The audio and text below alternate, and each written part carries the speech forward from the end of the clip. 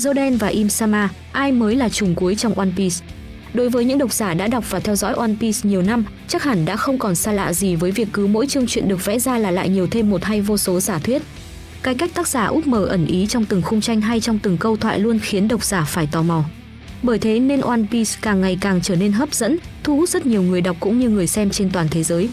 Việc có vô số giả thuyết hay dự đoán ra đời nhưng lại có rất ít suy luận trùng hợp với ý tưởng của tác giả, càng làm cho người hâm mộ thích thú đón nhận các chương truyện bất ngờ tiếp theo hơn. Đây gần như trở thành một quy luật chung khiến các diễn đàn không ngừng có những bàn tán sôi nổi.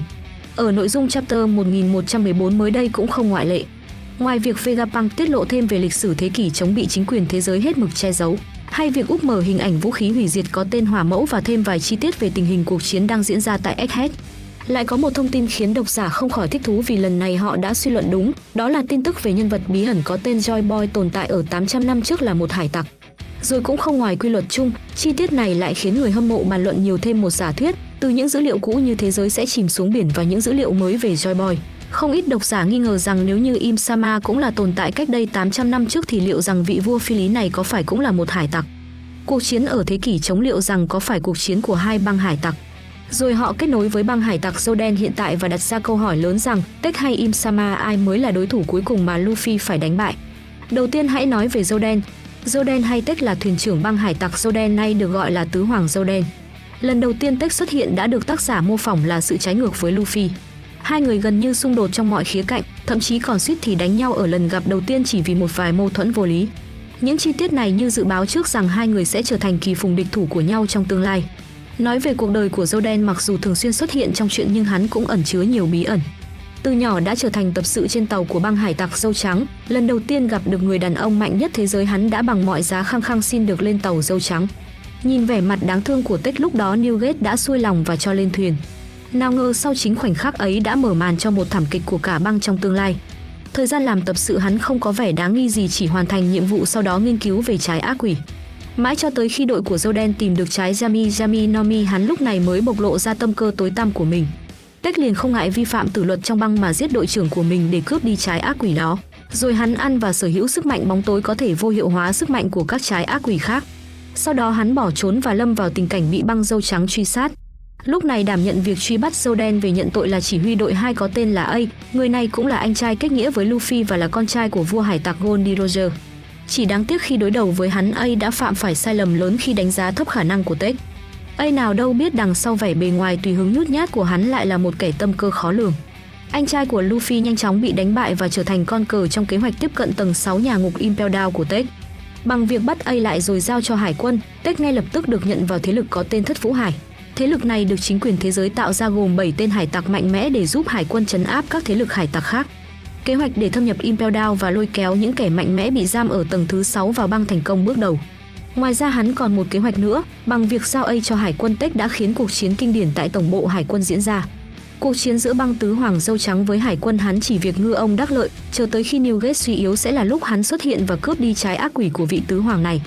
Mọi thứ diễn ra đều thuận theo kế hoạch của Zoden, cả thế giới chấn động với tin tức Newgate chết trong cuộc chiến và Tech là người đầu tiên cho tới nay ăn được 2 trái ác quỷ. A cũng chết trong trận chiến, mối thù giữa Luffy với Zoden càng trở nên sâu đậm.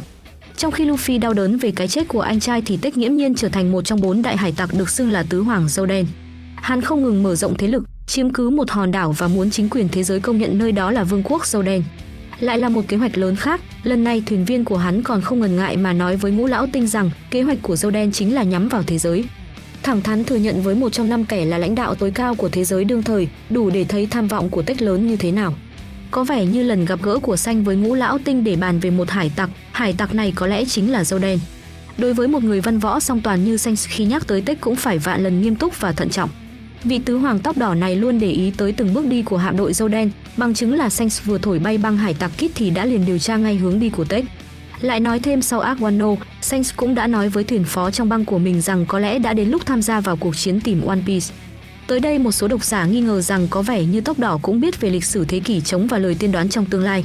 Rất có thể Xanh đóng vai trò như người thủ hộ, kìm hãm các thế lực hải tặc khác để mở đường cho người kế thừa ý chí của Joy Boy xuất thế. Biến số lớn nhất hay kẻ nguy hiểm nhất ngăn cản kế hoạch này chính là Zoden. Cho nên Xanh cũng phải tham gia cuộc chiến tìm One Piece để đề phòng vạn nhất Tech tìm được One Piece phá vỡ kế hoạch này. Đủ để thấy dâu đen nguy hiểm cỡ nào, sẽ thật điên rồ nếu dâu đen hạ bệ được Im Sama và Ngũ Lão Tinh hoàn toàn chiếm quyền điều khiển thế giới. Chân chính trở thành trùng cuối của bộ truyện và là kẻ địch cuối cùng mà Luffy phải vượt qua. Lại nói về Im Sama. Đây là một kẻ có quá nhiều bí ẩn, vị vua phi lý của thế giới ẩn mình trong bóng tối điều khiển hết thảy mọi sự vụ của chính quyền.